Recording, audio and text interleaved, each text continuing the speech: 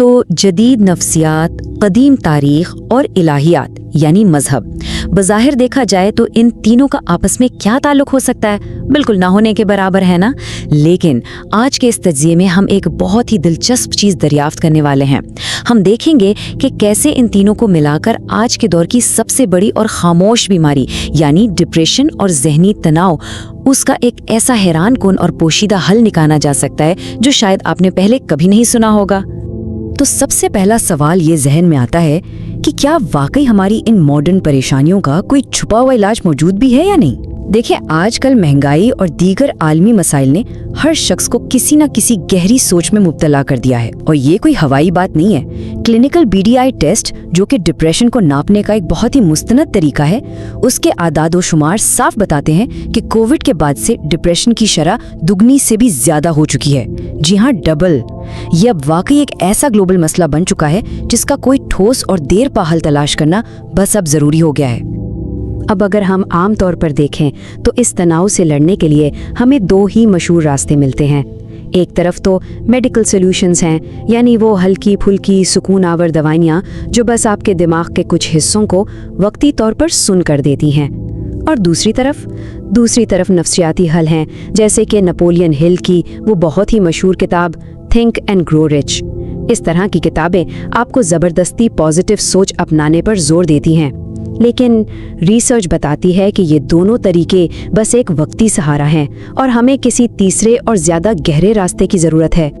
اور اس تیسرے راستے کو سمجھنے کے لیے ہمیں تاریخ کے 3 بالکل مختلف ادوار کی کڑیاں جوڑنی پڑیں گی۔ یہ بڑا دلچسپ ہے۔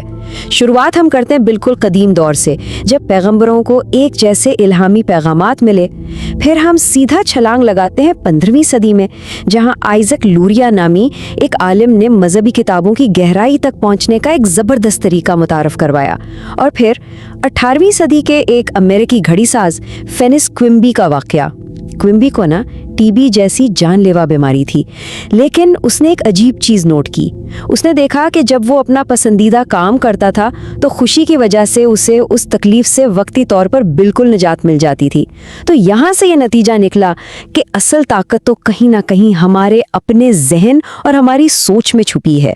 ذہن اور جسم کا بس یہی وہ تعلق ہے جو ہمیں سیدھا ایک بہت ہی مشہور نظریے کی طرف لے جاتا ہے، اور وہ ہے کشش کا قانون، یا جسے ہم لا آف اٹریکشن کہتے ہیں۔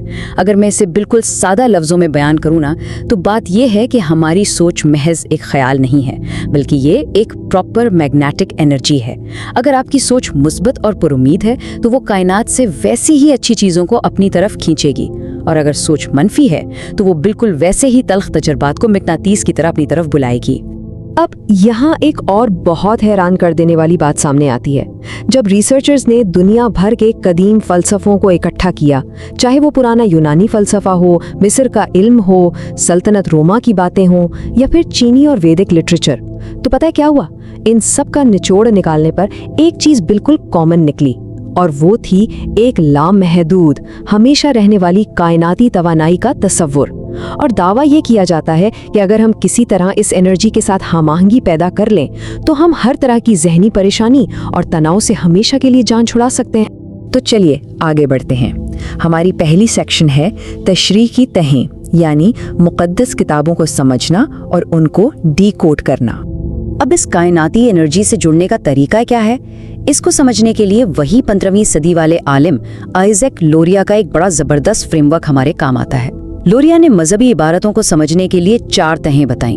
پہلی تہ ہے پشات، جس کا مطلب ہے بالکل سیدھا سادہ اور ظاہری مطلب۔ دوسری تہ ہے ریمز، جو پوشیدہ اشاروں کی بات کرتی ہے۔ پھر آتی ہے تیسری تہ دراش، جہاں سے کوئی گہرا اخلاقی سبق ملتا ہے۔ اور پھر سب سے آخر میں چوتھی اور سب سے اہم تہ، جسے کہتے ہیں سوڈ۔ سوڈ کا مطلب ہے وہ حتمی چھپا ہوا راز جو عام نظروں سے بالکل اوجھل ہو۔ اب یہ فریم ورک پتہ ہے کب اور بھی زیادہ انٹرسٹنگ ہو جاتا ہے؟ جب اسے سورہ النجم کی اس مشہور آیت پر اپلائی کیا جاتا ہے کہ انسان کے لیے وہی کچھ ہے جس کی اس نے کوشش کی۔ اب دیکھیے، پہلی تہ کے مطابق اس کا سیدھا سا مطلب ہے اعمال کا اجر۔ دوسری اور تیسری تہ ہمیں بتاتی ہیں کہ انسان کی ان روحانی کوششوں کا فائدہ اس کی اولاد کو بھی پہنچتا ہے۔ لیکن جو وہ چوتھی تہ تھی सोड यानी पोशीदा राज वो हैरत अंगेज तौर पर बराह रास्त कशिश के कानून की तायद करती है। मतलब ये कि अगर इंसान अपनी सोच और इरादों को मजबूत रखने की सच्ची कोशिश करेगा तो ये कायनात उसे बेहतरीन नताइज ही लौटाएगी। है ना कमाल की बात।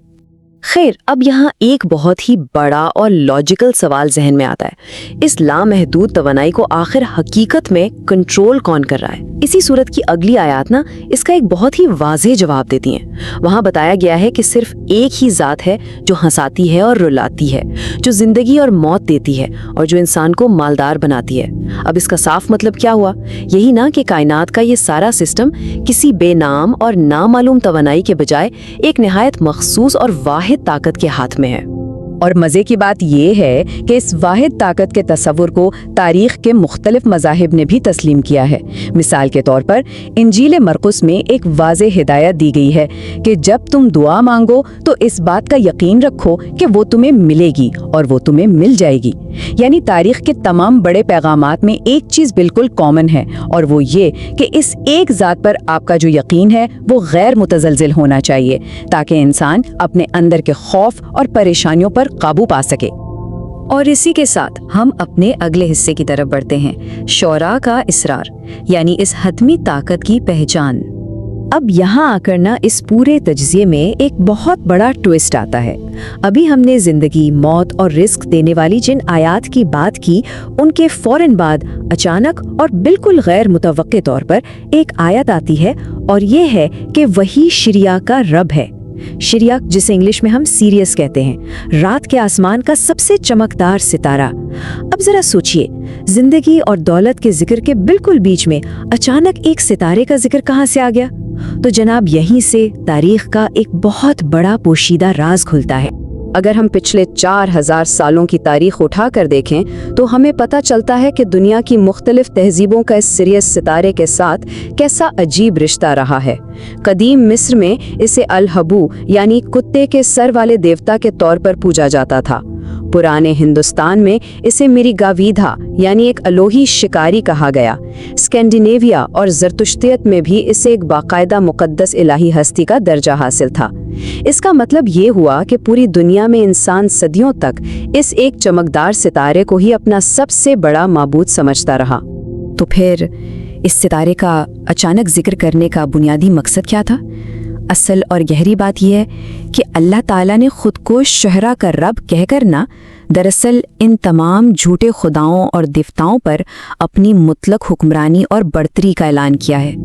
ये वो देवता थे जिनकी इब्तिदाई इंसान सदियों तक गलती से पूजा करते रहे। ये एक बहुत ही पावरफुल पैगाम है।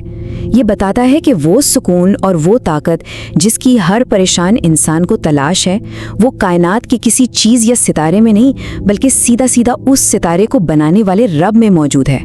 अब हम आते हैं अपने आखिरी और सबसे अहम हिस्से की तरफ, हतमी हल यानी मुकम्मल यकीन और सच्चा इतराफ़।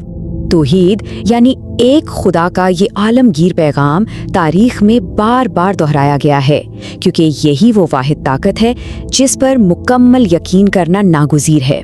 और हैरान कुन बात यह है कि बिल्कुल यही पैगाम हज़ारों साल पहले हज़रत इब्राहीम और हज़रत मूसा अलैहिस्सलाम को भी दिया गया था, जिसे इब्रानी ज़ुबान में एडोनाई एजाद कहा गया, यानी रब एक है।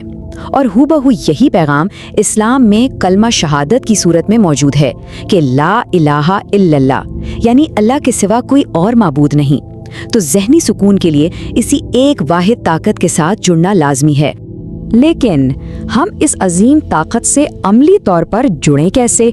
सोर्सेज के मुताबिक इसका ख़त्मी और फाइनल सोल्यूशन हमें सैयदुल इस्तिग़फ़ार में मिलता है, जो कि एतराफ़ और माफ़ी की एक बहुत ही अजीम दुआ है। देखें, जब एक इंसान पूरी आजिज़ी से अपने रब के सामने अपनी कमज़ोरियों और ख़ामियों का मुकम्मल एतराफ़ कर लेता है और साथ ही उसकी नेमतों का शुक्र अदा करता है, तो ये सच्चा एतराफ़ उसे दुनियावी परेशानियों और डिप्रेशन के बोझ से बिल्कुल आज़ाद कर देता है।